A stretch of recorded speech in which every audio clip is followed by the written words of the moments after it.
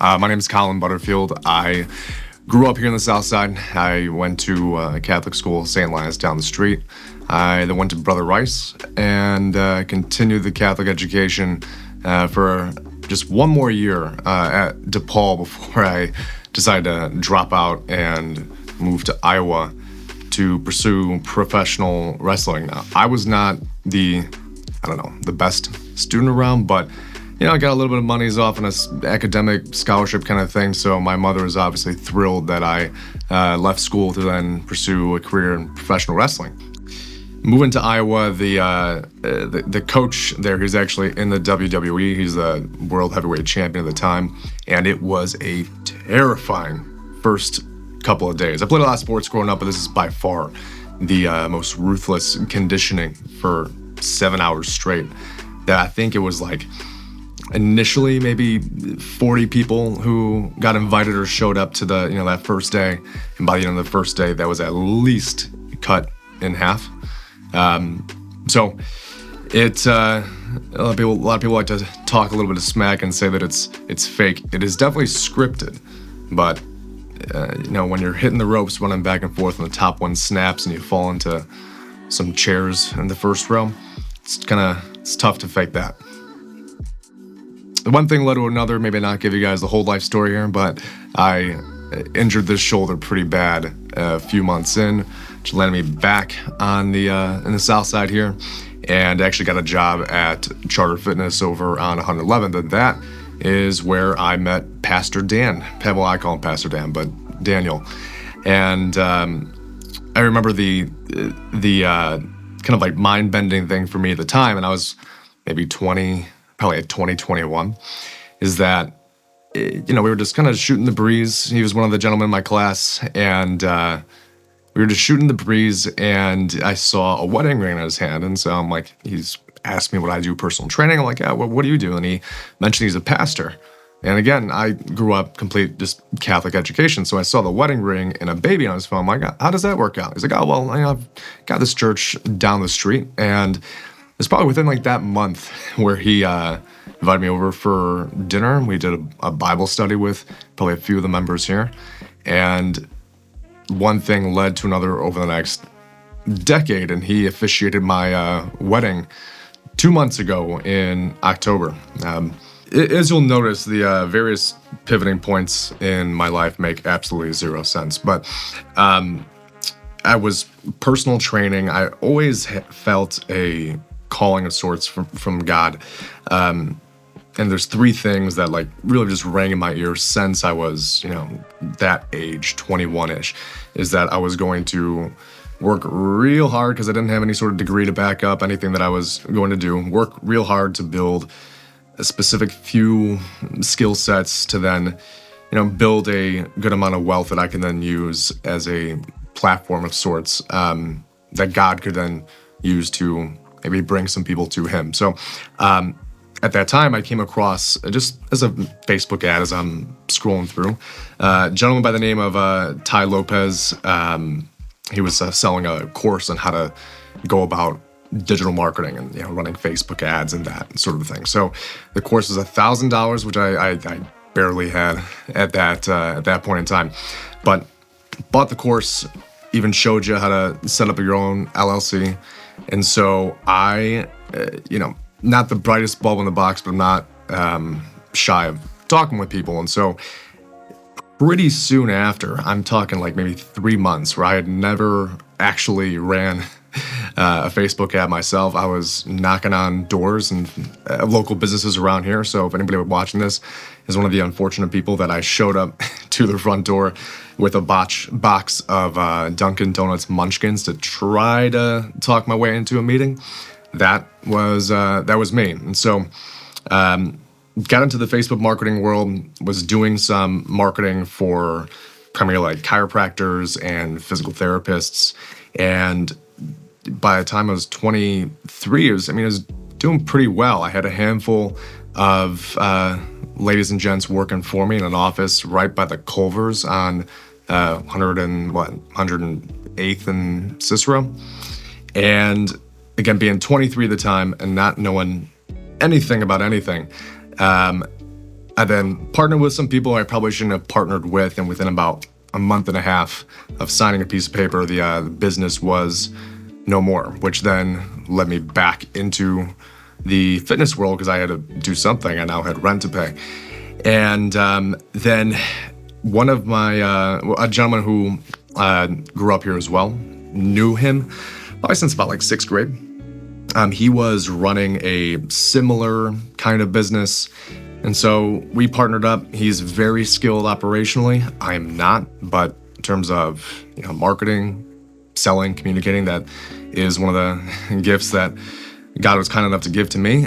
So we then grew pretty quickly, and then COVID hit, and we had to adjust. We made some good adjustments, and to make the long story short on that, healthcare businesses, chiropractors, physical therapists, we've now been doing that sort of marketing ever since then. I have a couple handfuls of people that are on our team that are working for us. We got our office in Notebook. We have some people on our team all across the United States, work with a couple hundred healthcare clinics, and now recently started manufacturing our own equipment to treat people who are suffering from neuropathy.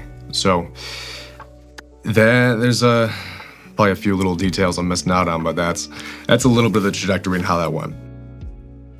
The journey in terms of all the different swings of the bat that I've taken and how that has, how God has led me through the highs and the lows of entrepreneurship and of life. I think if anything, it brought me just significantly closer to God than if I would have otherwise maybe had a little bit more of a traditional, maybe safe path. And not that there's anything wrong with those traditional and safe paths. It's just in the lows of starting your own business and multiple times not sure if you're going to have, any money to pay all the expenses and payrolls the following month. And really, at certain points, kind of closing your eyes, crossing your fingers and taking a deep breath, hoping that it's actually going to work. It can lead to self-reliance, but I went down that self-reliance path enough times to then realize, okay, well, I cannot rely on myself. I can only rely on God to lead me through this and to help me get to the other side when I don't even know what the other side looks like. And so there's a quick, even probably good story on that one. Is pretty recently, literally right before I got married.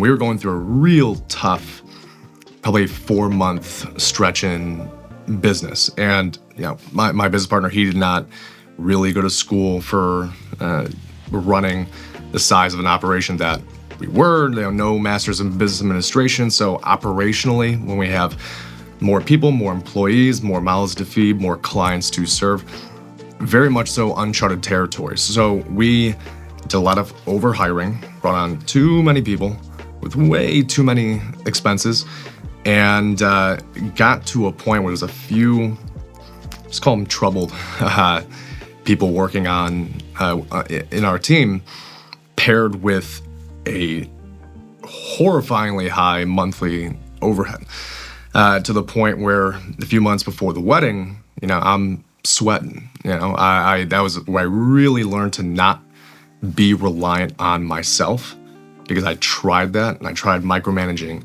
everything and it just wasn't working out. So repeatedly, I like to go to the chapel, like any sort of just chapel, because it's one of the only places I can, quiet my mind, but in reality, be still enough to listen to God. And multiple times where I was quite literally, hands and knees, surrendering, saying like, hey, I don't got this. Please help me out, because I don't know how we're going to get through this, which then also means writing a check for the wedding, like it was a very low but high place. Low in terms of I thought I was the unluckiest man in the world, but high in terms of I truly learned to not be self-reliant and to just trust in God and surrender everything to Him. And so all that to say, like in basketball or any sport, when somebody's just draining threes, they're not thinking about anything. They're just acting almost unconsciously. That's kind of the state that God brought me into in terms of the very specific moves to make, rearranging the team a little bit, leaning out, cutting out all these various expenses and things. And that took place 6 weeks, 8 weeks before the wedding, of just unconsciously making all these decisions that I had no experience in making. And then what followed, so now we're probably the month before wedding time, what followed was the best month in business that we had ever had by a landslide. And then a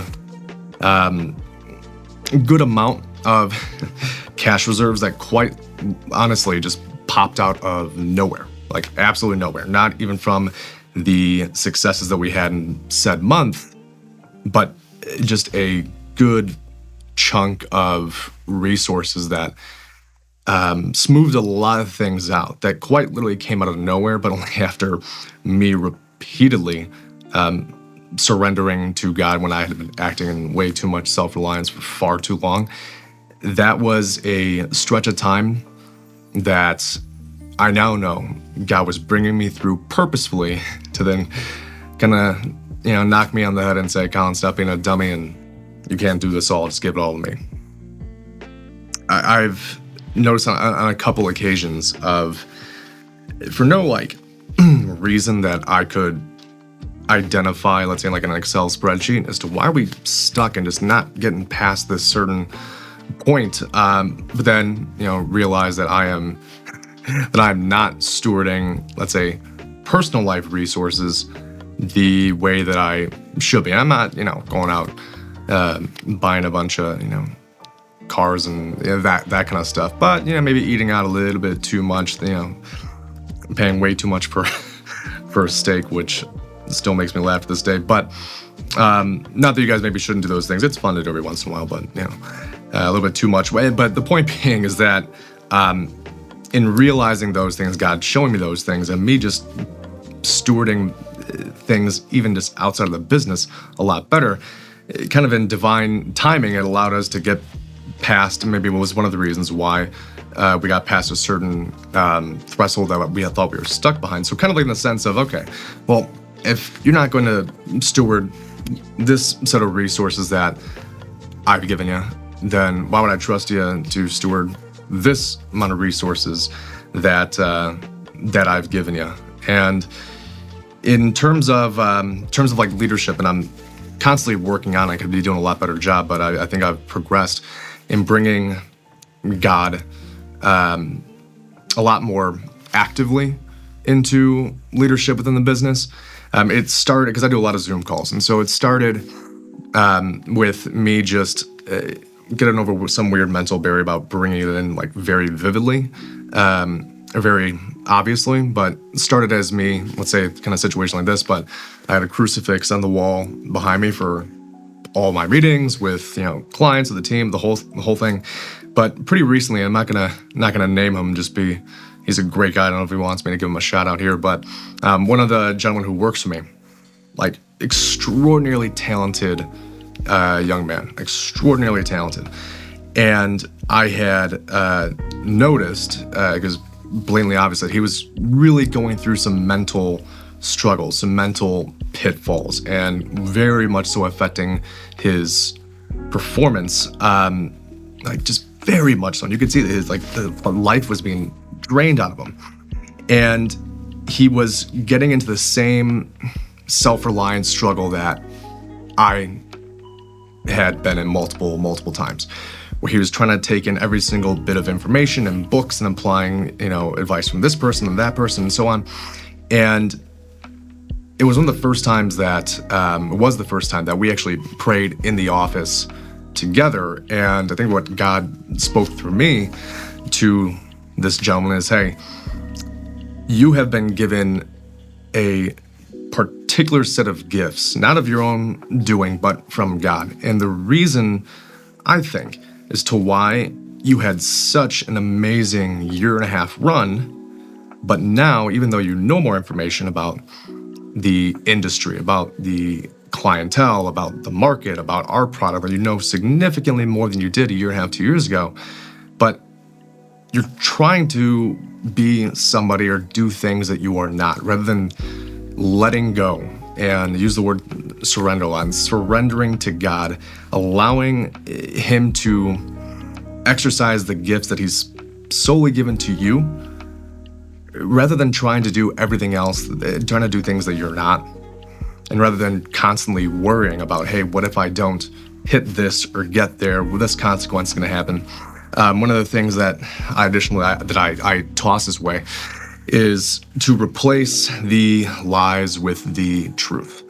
So number one is letting go and using just the gifts that God's given you that makes, when you are succeeding, makes things easy. Well, because you're using the gifts that the man upstairs gave you. But secondly is when you're getting in these loops of all this consequential thinking, and he and I spoke about spiritual attacks and like, hey man, you're really in an awesome trajectory at a young age, and you're outwardly a Christian guy, it kind of makes sense as to why at that point in time you're starting to get hit with disbelief in yourself that I've never seen before. And so start replacing the lies with the truth. And we picked out a couple of verses to which it's like, anytime that you are getting sucked into that negative cycle, repetitively, just stop yourself, whether it's out loud. If you want to do it in public out loud, I don't know, I might get a few noise complaints from somebody else down the hall in the office building, but the point being is replace the lies that you are believing with the truth that has been written in the Gospels. It was written throughout the Bible.